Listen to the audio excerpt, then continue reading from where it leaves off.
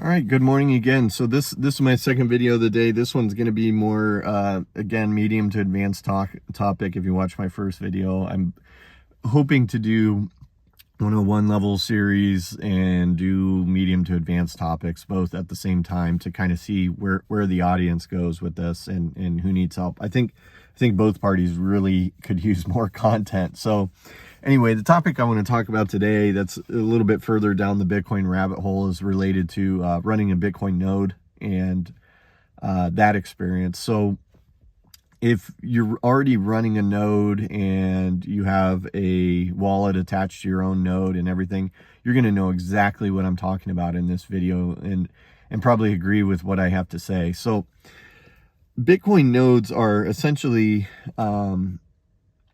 servers, computers, different things running Bitcoin software that are verifying the blockchain and all the new transactions that come into the blockchain. And basically they enforce the rules of Bitcoin. So to somebody new starting out in Bitcoin, if they were afraid of security or can it be hacked or, had all these concerns about it because it's cryptocurrency or whatever, first off, it's not cryptocurrency. It's actually Bitcoin. It's a different thing. But anyway, it's a semantics thing there. So I don't get too bent on that, but you'll hear that online as you go through your journey here. And so nodes secure the network, they enforce the rules, they verify new transactions, and then add them to the blockchain.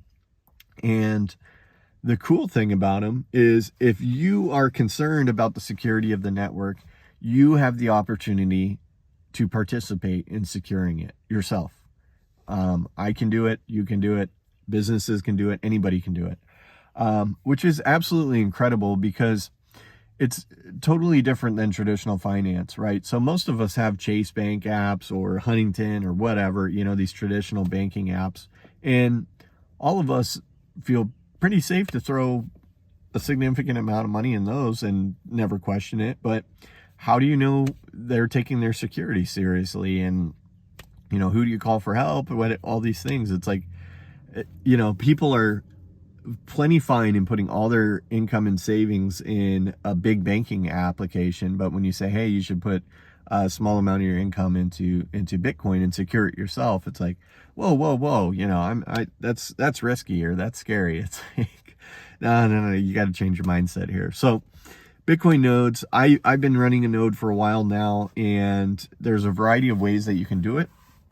My preferred choice of running a node is through a Start9 server, and I have no affiliation with Start9, but I've researched the company. I've listened to a lot of content from Matt Hill, who's the CEO, and seems like a really down-to-earth good company. They have a really good mission, which is attempting to get people to be more self-sovereign with their digital data, and specifically supporting Bitcoin. Obviously, they enjoy and support the Bitcoin mission as well. So what they've done is taken the challenges out of running, maintaining, hosting a server and hosting applications on a server and made it as straightforward as possible for non-technical people, while still allowing you to have full access to your server and do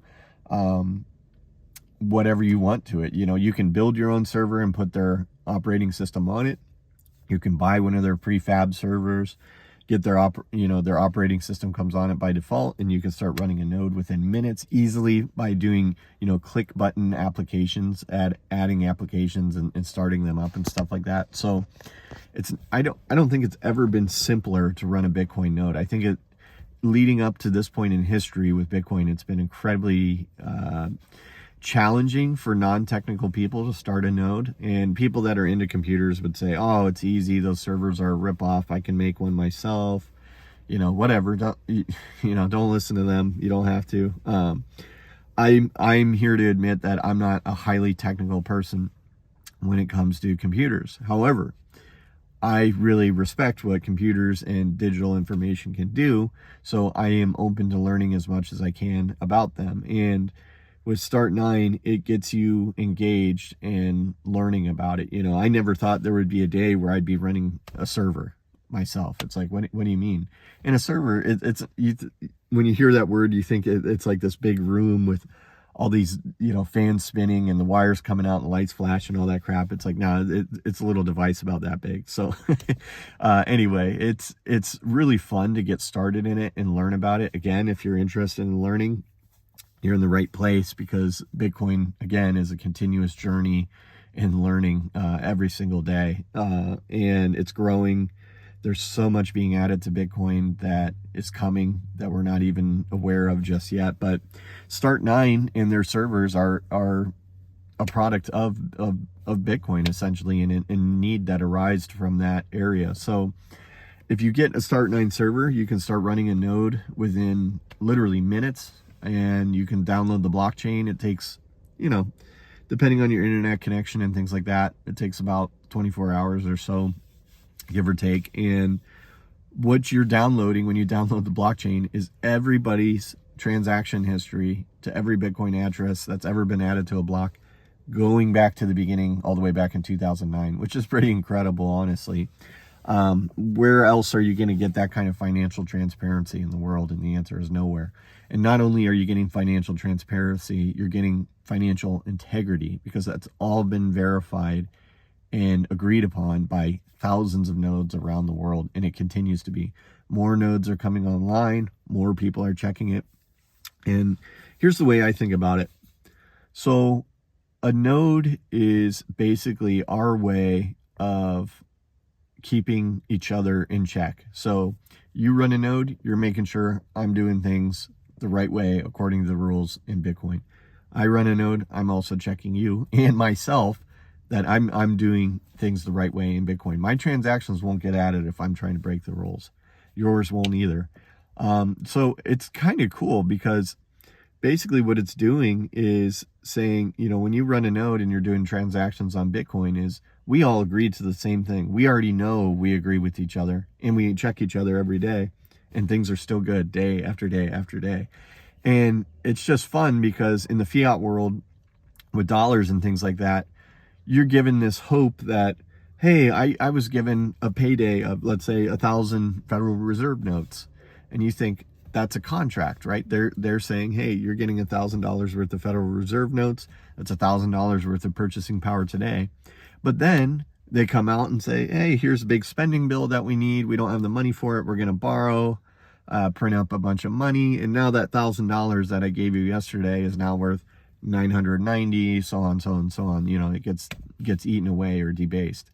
And so people are totally okay with staying in that system, the one that you can't verify, the one that you can't trust, and has no integrity, but they're apprehensive against Bitcoin because it's risky, right? And so it's just, when you see it that way, you start to see that it really doesn't make sense in the fiat world to stay there, because the rules can be bent by people that are hiding behind guns. They have power over you and dominion over you, and there's nothing you can really do about it. You can't vote, you can't speak up, really. It's just kind of, here's what it is, guys, and that's too bad.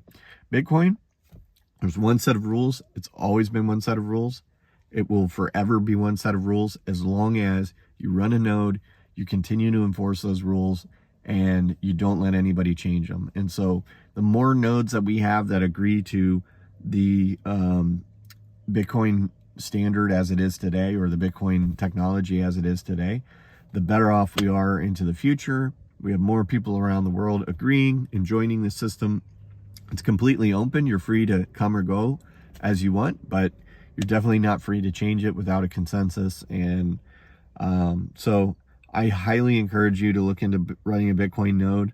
The Start9 servers are a little bit pricey for some, but the value is definitely there. So if you can get over the hurdle of buying, one, then the value, I think, is certainly there. You get brought into their community, support, all these types of things. So if you need help setting it up or working on it, they're there for you, which is awesome. That's a big deal, again, especially for non-technical people. If important disclaimer is, if you're not at a point where you're comfortable with cold storage and moving Bitcoin off an exchange and all that type of stuff. You're not at a point where really where you need to run a node just yet. So learn a little bit more about that. Cold storage is significantly more important than running a node in the beginning. And then once you get to the point where you can run a node, you know, go ahead and take that leap. It's a pretty fun experience. And last thing I'm going to leave here with is kind of more of a, you know, a charge politically way, I guess, is if you remember during the COVID-19 pandemic, when the Canadian government cut off the funds and debanked all the truckers that were doing their protests, whether you agree with that or not, it's up to you. I don't really care. But one thing that I want to reinforce with that is that people were kind of questioning and creating FUD around Bitcoin was that, oh, look, we're trying to send them Bitcoin through, you know, so that they can buy gas and food and all this stuff, because they were literally trying to cut them off in the streets. And it got all shut down. And they're like, wow, look, here, we're shutting down Bitcoin. The government can come in and do this. And an important distinction to know is that they shut down crypto exchanges like Coinbase. Okay, so they shut down the exchanges, which prevented people from getting the funds that people were sending in. However, if they were running nodes behind Tor browsers and had their own Bitcoin wallets, like through Sparrow, whatever, they could have still been transacting in Bitcoin, regardless of what the government did. So it's an important distinction, because a lot of people want to dismiss Bitcoin or running a node or, you know, saying, hey, the government can shut it down or whatever. It's not necessarily the case. You need to look into the history and study a little bit more there. So exchanges, yes, they're third parties. They can fall to the whim of the government, absolutely. But when you have your Bitcoin stored in a private wallet and you have your own node, you basically have the resources to send your money to anyone in the network, anywhere in the world, anytime you want, with no permission, which is absolutely incredible. So hope everybody has a good day, and remember, your responsibility to run a node never ends.